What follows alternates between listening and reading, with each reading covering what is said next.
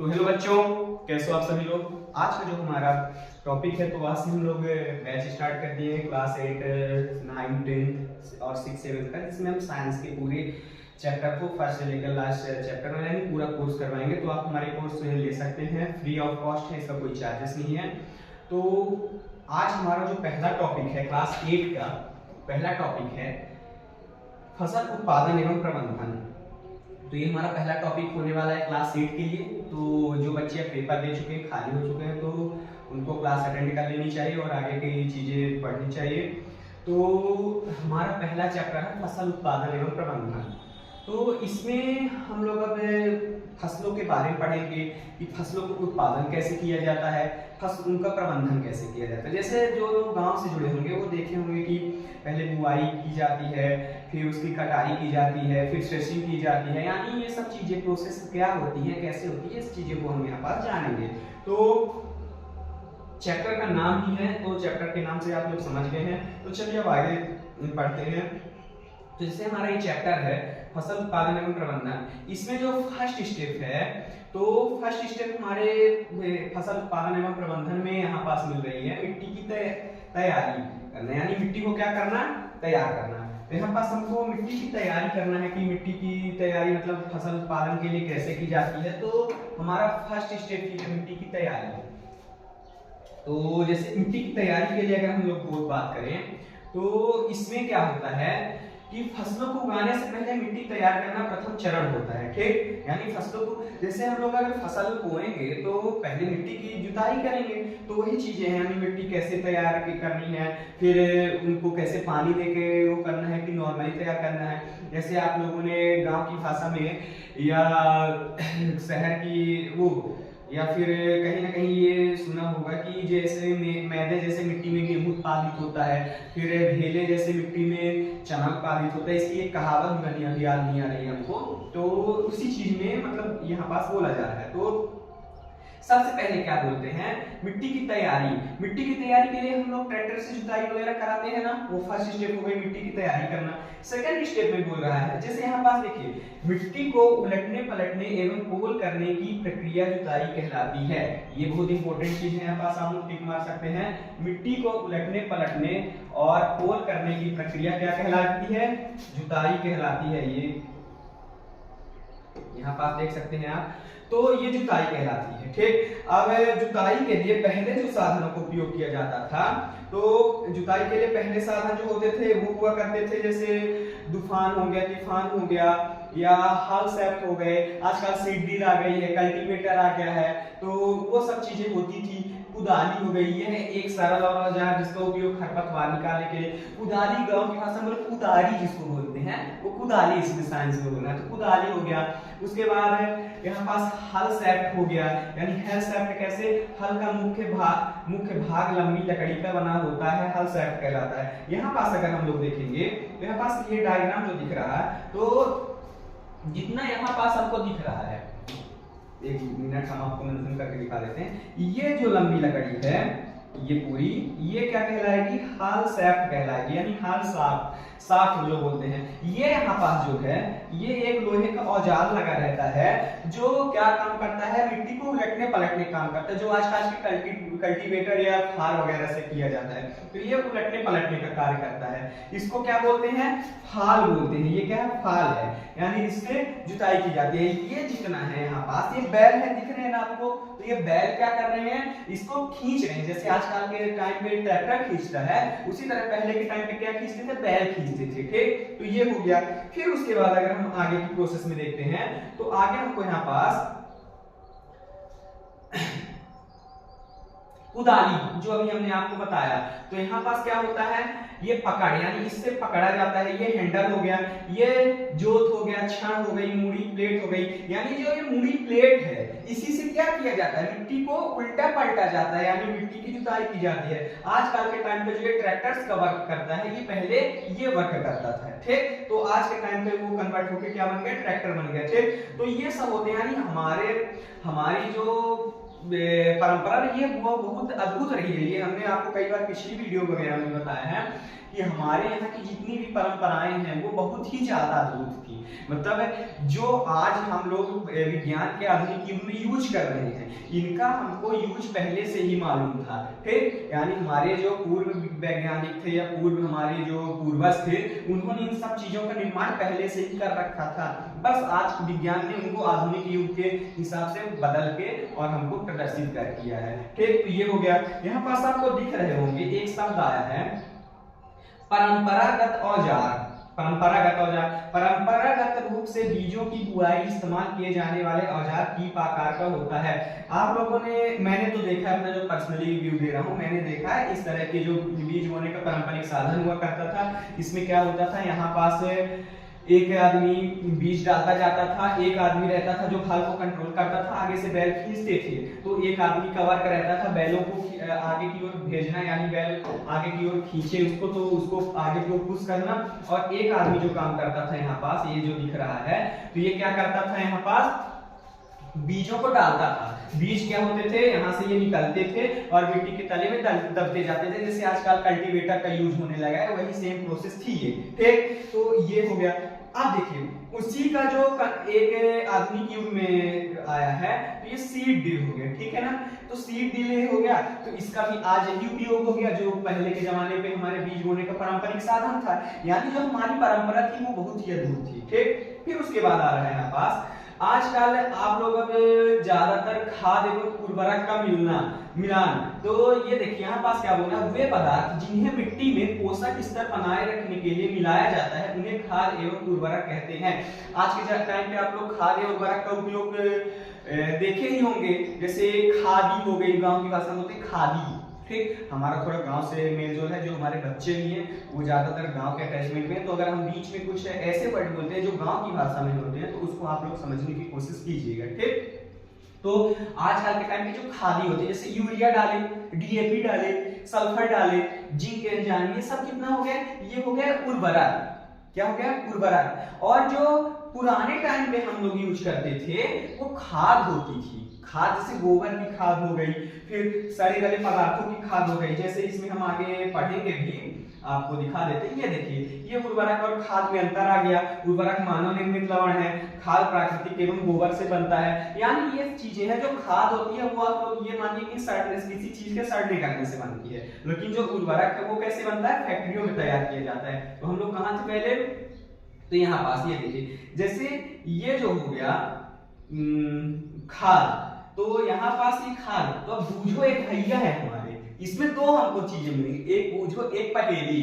तो जो पहेली है वो क्या प्रश्न पूछती है, जो बूझो भैया है, जो पहेली दीदी है वो क्या पूछेगी, प्रश्न, जो बूझे भैया है वो क्या बोलेंगे, उत्तर। तो मैंने एक खेत में उगने वाली स्वस्थ फसल पौधों को देखा, जबकि पास के खेत में पौधे कमजोर थे। कुछ पौधे अन्य पौधों की तुलना में ज्यादा अच्छी तरह से क्यों उगते हैं। तो आप देखिए इसी का यहाँ पास अब उत्तर में हमको ढूंढना है कि कुछ पौधे क्या होते हैं कि अच्छी तरह उगते हैं खेतों में, कुछ पौधे नहीं होते। तो देखिए उसमें होती है पोषक की कमी। अब ऐसा नहीं, हमारी मिट्टी तो समान है, लेकिन मिट्टी के अंदर जो पोषक तत्व है वो कहीं पास ज्यादा कहीं पास कम है। सेम वही चीज अप्लाई हो जाती है पौधों पे, और पौधे कहीं के अच्छे कहीं के खराब निकलते हैं। ठीक, तो अब इन्हीं में पोषक तत्व की मात्रा बनाए रखने के लिए हम लोग खाद या बीज का यूज करते थे। किसका यूज करते थे, खाद और बीज का। तो वो चीजें हो गई। अब यहाँ पास क्या बोल रहा है, ये खाद बीज वाला तो हुआ। जैसे अब बोला मेरे विद्यालय के समीप एक पौधाशाला नर्सरी है, और मैंने देखा कि पौधे छोटे छोटे थैलों में रखे हुए इस प्रकार क्यों रखे गए हैं। अब ये पूछो भैया हमारे पूछ रहे हैं कि ऐसे क्यों रखे गए हैं, तो इनको हमको ये उत्तर देना चाहिए कि नर्सरी के पौधे और नर्सरी के पौधों को पोषक तत्वों की जरूरत होती है। तो जब पोषक तत्व उनको धीरे धीरे दिया जाता है, अगर वो कहीं पास प्रत्यारोपित किए जाते हैं यानी लगाए जाते हैं, तो वो जिससे अच्छी ग्रोथ कर पाए, तो उनमें पोषक तत्व की कमी को पूरा किया जाता है। फिर धान जैसे कुछ पौधों के बीजों को पहले पौधाशाला में उगाया जाता है, पौधे तैयार हो जाने के बाद उन्हें हाथों के द्वारा खेतों में रोपित किया जाता है। तो कुछ बनी पौधे एवं पुष्प पौधे भी पौधेशाला में उगाए जाते हैं। देखिए गांव में क्या किया जाता है, जैसे धान हो गई, प्याज हो गई, इन सब का रोपा लगाया, रोपित किया जाता है। गांव की भाषा में क्या बोलते हैं, रोपा। तो इनको रोपित किया जाता है। पहले इनका बीज बनाया जाएगा, इनको अच्छे से उगाया जाएगा, उसके बाद हाथों से चुन चुन के एक एक रखते हैं। जैसे गांव में क्या करते हैं, धान की बुआई के टाइम पे ज्यादातर लोग ऐसे ही यूज करते हैं। तो इन्हें क्या करते हैं, पहले बीजों को जो है वो खेतों में या कहीं पौधाशाला में अच्छी तरह पोषित रूप से तैयार कर लिया जाता है, जिससे उसमें कोई बैक्टीरिया, कोई एंजाइम या कोई अदर चीजें जैसे वायरस वगैरह हुए वो ज्यादा ना मिल पाए। तो उनको पहले से क्या किया जाता है, ट्रीट किया जाता है उस हिसाब से, और फिर उसके बाद उनको प्रत्यारोपित किया जाता है। फिर क्या बोल रहा है, वही सेम चीज या बगल में कहता है मिट्टी फसल को खनिज पदार्थ प्रदान करती है। मिट्टी जो है वो फसल को खनिज पदार्थ प्रदान करती है, यह पोषक पौधों की वृद्धि के लिए आवश्यक है। अब जितने भी मिट्टी में पदार्थ होते हैं जैसे खनिज पदार्थ हो गए, वो पौधों की वृद्धि के लिए सबसे ज्यादा उपयुक्त और सबसे ज्यादा आवश्यक होते हैं। ठीक, आपने पिछली क्लास में भी ये चीजों के बारे में पढ़ा होगा। अब आगे क्या बोलते हैं कि यहाँ पास एक आपको क्रियाकलाप दिखाई दे रहा होगा। मूंग अथवा चने के बीज लेकर उन्हें अंकुरित कीजिए, इसमें एक ही आकार वाले 3 नवोद्भिद छांट लीजिए। अब 3 गिलास ऐसे ही पात्र लीजिए, ABC निशान लगाइए। गिलास A में थोड़ी सी मिट्टी लेकर इसमें थोड़ी सी गोबर की खाद मिलाइए, B में समान मात्रा में मिट्टी, C में यूरिया। तो अब इसमें ये बोल रहा था आपको एक जैसे प्रयोग करना है। आजकल जैसे खाद की जगह पे उर्वरक का ज्यादातर यूज होने लगा। उर्वरक क्या होती है, हमारे शरीर के लिए हानिकारक भी होती है, यानी उससे हमारे शरीर में रोगों की वृद्धि हो जाती है। खाद जो होती थी वो पारंपरिक साधन थी, जैसे आज भी परंपरागत जितने भी साधन हैं वो बहुत ही ज्यादा सेफ्टीफुल हैं और उपयोगी हैं। तो जो अब उर्वरक आधुनिक युग में आ गया, तो उर्वरक क्या करता है, पौधों को वृद्धि तो करता है लेकिन उनके अंदर के पोषक तत्वों को बहुत ज्यादा हानि पहुंचाता है। आप लोगों ने गांव की भाषा में, जैसे गांव में क्या बोला जाता है, सीख पड़ा है तो यूरिया मत डालना। तो यूरिया क्या करता है, अगर यूरिया मिट्टी में पड़ा तो मिट्टी की उर्वरकता तो बढ़ाएगा, लेकिन अगर यूरिया जो है वो पौधों के ऊपर पड़ गया तो पौधों की पत्तियों को जला देता है। और पौधों का खाना कौन बनाता है, पत्तियां बनाती हैं। तो जब पत्तियां ही न रहेंगी तो पौधों को आधार पोषक कहां से मिलेंगे, तो वही चीज करता है। तो उर्वरक जो होते हैं वो बहुत ही हार्मफुल होते हैं, उनका यूज हमको सावधानी पूर्वक ही करना चाहिए। तो यहाँ पास यही चीज बताएगी। अब इसका क्रियाकलाप यही निकला कि जैसे ए वाला जो पौधा था जिसमें हमने खाद वगैरह डाली थी, वो वृद्धि तो अच्छा किया, फिर जो हमने पारंपरिक खाद डाली थी लेकिन उसमें थोड़ा उपज कम हुई। फिर बी नंबर में जो हमने नॉर्मल मिट्टी डाली थी उसका पौधा समान हुआ। सी वाले में उपज ज्यादा हुई लेकिन उसके जो पोषक थे वो कम हो गए। तो ऐसे होता है, आजकल उपज बढ़ाने के लिए पोषक पर ध्यान नहीं दिया जाता और पोषक क्या करते हैं, कम कर देते हैं। तो उर्वरकों को डाल के पोषक हम लोग उपज तो बहुत कर लिए। जिस खेत में अगर 1 क्विंटल गेहूं होता तो उसमें हमने 1.5 क्विंटल गेहूं उत्पादन कर लिया, लेकिन उस गेहूं का जो मेन पर्पस था, जो उत्पादन था, उसको हमने क्या कर दिया, उर्वरक डाल के और खतरनाक जिस खाद ये उर्वरक डाल के और खतरनाक चीजें डाल के उसको हमने नष्ट कर दिया। तो ये होता है। फिर उसके बाद क्या बोल रहा है, अब इसके बाद हमारे जैसे आगे आ गया उर्वरक और खाद में अंतर। सबसे ज्यादा इंपॉर्टेंट क्वेश्चन है पूछे जाने वाला ये, इसको आप लोग टिक कर सकते हैं। सबसे ज्यादा इसको पूछा जाता है उर्वरक और खाद में अंतर क्या होता है। तो उर्वरक एक मानव निर्मित लवण है, खाद एक प्राकृतिक पदार्थ जो गोबर के अवशेषों से विघटन से प्राप्त होता है। अभी हमने बताया था कि सड़ने गलने से बनती है खाद। उर्वरक क्या होता है, फैक्ट्रियों में तैयार किया जाता है। ठीक, तो इनका एक सिंपल सा फंडा ये है, आप इनमें सिंपल सी चीज ये याद रखिए कि जो खाद है वो हमारा पारंपरिक साधन है और वो कहाँ बनता है, हमारे खुद की जमीन पे चीजों के सड़ने गलने से। लेकिन जो उर्वरक है वो फैक्ट्रियों में तैयार किया जाता है। फिर उसके बाद ये मानव निर्मित है, खाद खेतों में बनाई जाती है। ये देखिए अभी हमने इस चीज का जिक्र किया। फिर उर्वरक से मिट्टी को ह्यूमस प्राप्त नहीं होता। सबसे ज्यादा चीज है इंपॉर्टेंट, यहाँ पास क्या शब्द बोला, उर्वरक से मिट्टी को ह्यूमस प्राप्त नहीं होता। अब यहाँ पास ह्यूमस क्या है, ये चीज हमको देखना है। ह्यूमस पत्तियां जो होती हैं, जैसे पेड़ पौधों के जो पेड़ पौधों वाली जगह हो गई, जैसे आप लोगों को एग्जांपल के लिए अगर बताया जाए तो कोई खेत है, खेत के अगर बगल पौधे लगे, पौधों की पत्तियां खेत में ही झड़ेंगी तो वहां की मिट्टी में ज्यादातर नमी पाई जाती है और मिट्टी ज्यादातर मुलायम होती है। वही चीज क्या करती है, ह्यूमस करती है।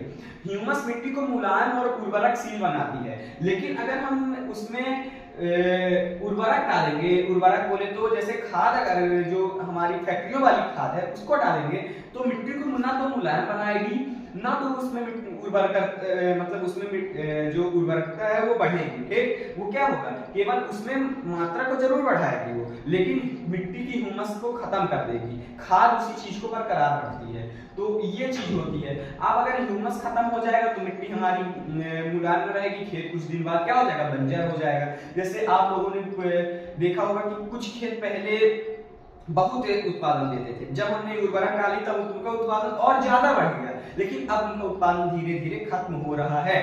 केचुए होते हैं ना, जैसे केचुए जो होते हैं, केचुए क्या है, प्राकृतिक के सबसे अच्छे मिट्टी को उलटने पलटने वाला साधन माना जाता है। यानी केचुआ एक ऐसा जीव है जो मिट्टी खाता है और मिट्टी निकालता भी है। ठीक, तो अब क्या हो रहा है, केचुए के ऊपर अगर हम यूरिया को डालेंगे तो केचुआ क्या करेगा, पूरा जो केचुए के अंदर रहता है वो क्या रहता है, पानी रहता है। तो यूरिया क्या करता है, जल को अपनी ओर अवशोषित कर लेता है। तो जब जल को अपनी ओर अवशोषित कर लेगा तो उसमें होगा क्या, जैसे यूरिया ने जल को अवशोषित किया केचुए से, तो केचुए के शरीर का जल खत्म हो गया और केचुआ मर जाएगा। तो यही चीज के होती है। आजकल के खेतों में केचुए क्यों कम पाए जाते हैं, यही रीजन है कि केचुए क्या कर रहे हैं, मर रहे हैं। यूरिया और ये खतरनाक उर्वरकों का उपयोग करने के कारण उनकी हानि हो रही है।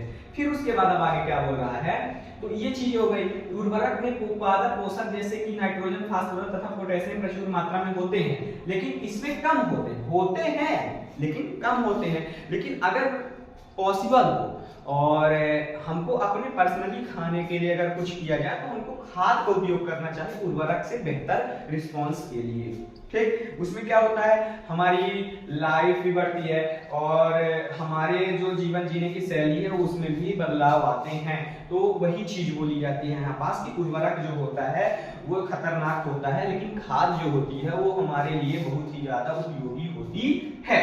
फिर खाद के लाभ हो गए।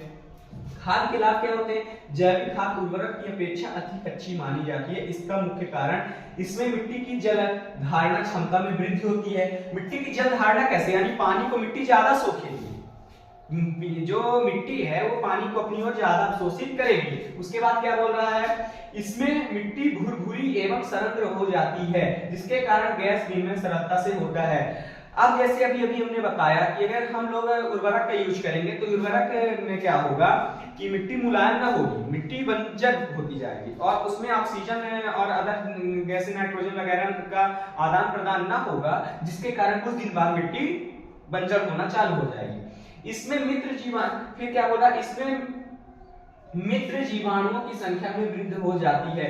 यानी इसमें जो हमारे लिए, अब देखिए जीवाणु दो प्रकार के होते हैं, एक शत्रु होते हैं, एक मित्र होते हैं। आगे हम लोग चैप्टर में पढ़ेंगे कि सूक्ष्म जीव हमारे मित्र या शत्रु, तो वही चीज यहाँ पास बोल रहा है, यानी जो हमारे लिए मित्र हैं उनकी वृद्धि हो जाती है। फिर इस जैविक खाद से मिट्टी का गठन सुधर जाता है। अब इस जैविक खाद का उपयोग करने से जो मिट्टी है, मतलब जो मिट्टी का जुड़ाव है वो सुधर जाता है, यानी मिट्टी भागती नहीं, एक जगह स्थिर रह जाती है। ठीक, तो ये चीज यहाँ पास बोल रहा है। फिर उसके बाद अब क्या बोल रहा है, अब अगला चीज आया सिंचाई। अभी इनके आगे जो मुख्य शब्द आएंगे उनके हम डिफिनेशन वगैरह भी लिखवाएंगे और उनके बारे में बताएंगे कि अभी हमने केवल इसका रिवीजन कर रहे हैं। ठीक, सिंचाई निश्चित अंतराल पे खेतों में जल देना सिंचाई कहलाता है। जैसे सिंचाई क्या कहलाएगा, निश्चित अंतराल में। अब जैसे मान लीजिए आपका खेत मान लीजिए एग्जांपल के लिए 2000 स्क्वायर फीट है, तो उसी एक 2000 स्क्वायर फीट में निश्चित अंतराल में हम लोग उसकी सिंचाई कर रहे हैं, यानी उसको पानी दे रहे हैं, वो क्या कहलाएगा, सिंचाई कहलाएगा। फिर क्या बोला, सिंचाई का समय एवं बारंबारता फसलों की मिट्टी एवं ऋतु से भिन्न होती है। गर्मी में पानी देने की बारंबारता अपेक्षाकृत अधिक होती है, ऐसा क्यों है, क्या यह मिट्टी एवं पत्तियों से जल वाष्पन की दर अधिक होने के से हो सकता है। अब यहाँ पास अच्छी चीज बोली कि गर्मियों में खेतों को पानी ज्यादा क्यों दिया जाता है। तो गर्मियों में हमने पिछले टॉपिक में, पिछली वीडियो में, शॉर्ट वीडियो में हमने ये डिक्लेयर कर दिया था कि जो हमारे वातावरण में मॉइस्चर है, नमी है, तो वो जमीन से आती है। तो गर्मी में क्या करता है, सूर्य क्या करता है, जल को ज्यादातर अवशोषित करता है। तो अवशोषित करने पे क्या होगा, मिट्टी की नमी खत्म होगी, तो हमको मिट्टी की नमी बनाने के लिए उसको सिंचाई करना पड़ेगा, इसलिए उसमें जल ज्यादा देना पड़ता है। फिर ये सिंचाई हो गया। जीवित रहने के लिए प्रत्येक जीव को जल की आवश्यकता होती है, बहुत अच्छी बात है। क्यों, हम लोग खाने के बिना तो बहुत दिन जीवित रह सकते हैं, लेकिन पानी के बिना हम लोग जीवित नहीं रह सकते ज्यादा दिन। तो वही चीज है, खाने के बिना कैसे जीवित रहेंगे, हमारा शरीर है, हमारे शरीर को कोशिका, हमारे शरीर में जो फैट है उसको कोशिकाएं खाएंगे, कोशिकाओं को खाना चालू करेगा हमारा शरीर, तो वो अपनी पूर्ति करता रहेगा। लेकिन पानी को थोड़ी कहीं से पाएगा, पानी के लिए तो हमको यही करना पड़ेगा, पानी पीना पड़ेगा। फिर यहाँ पास ये चीज हो गई। फिर इस वर्ष पानी देते समय मैं अधिक सतर्क हूँ, पिछली गर्मियों में मेरे पौधे सूख गए थे, बूझो भैया इस बार ज्यादा सतर्क हुए हैं, डर रहे हैं कि कहीं इस बार पौधे सूख जाएंगे, आम का पेड़ सूखा तो आम कहां से खाएंगे।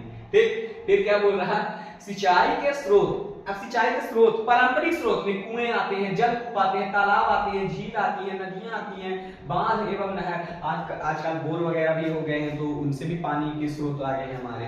तो ये सिंचाई के स्रोत है।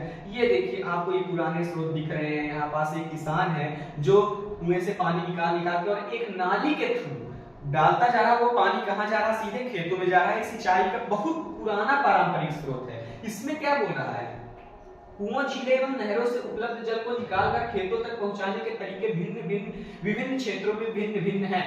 मवेशी अथवा मजदूर इन विधियों का इस्तेमाल किए जाते हैं, यानी इन विधियों में मवेशी या मजदूरों का इस्तेमाल किया जाता है। ये सस्ते हैं परंतु ये कम दक्ष हैं, यानी ये सस्ते तो हैं लेकिन ये कम दक्ष हैं, इनमें बहुत ज्यादा मेहनत है और इनका यूज बहुत कम है। फिर यहाँ पास पारंपरिक तरीके निम्न है, जैसे मोट, घिरनी जिसको बोलते हैं ना, घिरनी, आजकल घिरनी जिसको बोलने लगे हैं, अब नाम धीरे धीरे बदला रहा है ना। फिर चेन पंप, भेगली, राहट, उत्तोलक तंत्र, तो ये चीजें हैं। जैसे यहाँ पास देखिए ये मोट हो गया, यानी घिरनी वाला सिस्टम हो गया। उसके बाद ये चेन पंप हो गया, यानी चेन पंप में आजकल इसका उपयोग प्रोजेक्ट्स वगैरह के लिए बहुत ज्यादा यूज हो रहा है। और ये ढेगली हो गई, यानी पानी को सीधा पाइप के थ्रू यानी डाल दे तो खेतों पहुंच जाएगा। उसके बाद एक ये हो गया यहाँ पास रहट, तो इनका उपयोग हम बताते हैं। जैसे आप लोगों ने आजकल देखे होंगे कि एक सर्कल होता है, सर्कल में क्या कहते हैं, छोटे छोटे ग्लास टाइप के बने रहते हैं, उनमें पानी घूमता रहता है और फिर पानी आगे की ओर बढ़ता रहता है। जैसे आजकल जो बिजली पैदा करने के संयंत्र बनाए जाते हैं, उनमें भी उसी सिस्टम का उपयोग किया जाता है। यानी परंपरा हमारे आजकल के आधुनिक विज्ञान से कहीं ना कहीं जुड़ी है, परंपरा के बिना विज्ञान नहीं है। तो ये चीजें हो गई। फिर यहाँ पास जल को ऊपर खींचने के लिए सामान्यतः पंप का उपयोग किया जाता है। पंप चलाने के लिए डीजल, बायोगैस, विद्युत एवं सौर ऊर्जा का उपयोग किया जाता है। आजकल जो बोरों का उपयोग होने लगा है उसकी चीजें बता रहा है। फिर ये छिड़काव तंत्र, अब देखिए ये जो एक साधन है तो इसमें पानी कम यूज होता है, पानी कम यूज होगा और सिंचाई ज्यादा क्षेत्र में की जाती है, यानी ये डायरेक्ट पौधों के पास पानी को पहुंचाता है। जैसे और ये संभव कहाँ है, जैसे आलू वगैरह के खेत हो गए या फिर प्याज हो गए या अदर चीजें हो गई, यानी जो एक सिंगल पौधों के रूप में आम हो गए उनके लिए ये ज्यादा उपयोगी है। फिर जैसे छिड़काव तंत्र हो गया, ड्रिप तंत्र हो गया, तो ये चीजें हो गई यहाँ पास। तो छिड़काव तंत्र में इस विधि का उपयोग असमतल भूमि के लिए किया जाता है। असमतल भूमि जैसे मान लीजिए कहीं ऊंचा कहीं नीचा ऐसे, तो इसके लिए फिर छिड़काव तंत्र का उपयोग किया जाएगा। क्या बोल रहा है इसमें कि जहां पर जल कम मात्रा में उपलब्ध है, जहां पानी भी कम मात्रा में होता है, उर्वरक पाइपों के ऊपरी सिरों पर घूमने वाले नोजल लगे होते हैं। यह पाइप निश्चित दूरी पर मुख्य पाइप से जुड़ी होती है। जब पंप की सहायता से जल मुख्य पाइप में भेजा जाता है तो वह घूमते हुए नोजल से बाहर निकलता है, यानी ये घूमते हुए बाहर निकलेगा। इसमें पानी भी कम यूज होगा और सिंचाई हम ज्यादा स्तर तक कर सकते हैं। फिर ड्रिप तंत्र, इस विधि में जल बूंद बूंद करके सीधे पौधों की जड़ों पे गिरता है, यानी ये ड्रिप यानी ड्रॉप, पानी की ड्रॉप हो गई, वो एक एक बूंद नीचे पानी में जड़ में गिरेगी, वो चीज यहाँ पास बता रहा है। इसे ड्रिप तंत्र कहते हैं। फलदार पौधे, बगीचे एवं पानी देने का यह सर्वोत्तम साधन, यानी इसका बोलने का साधन मतलब यही है कि ये हम छोटे दायरे पे कर सकते हैं और बगीचे वगैरह के लिए। ठीक, ये ड्रिप तंत्र हो गया। फिर खरपतवार, अब ये हमारे लिए एक नया टॉपिक आया यहाँ पास, खरपतवार। ठीक, तो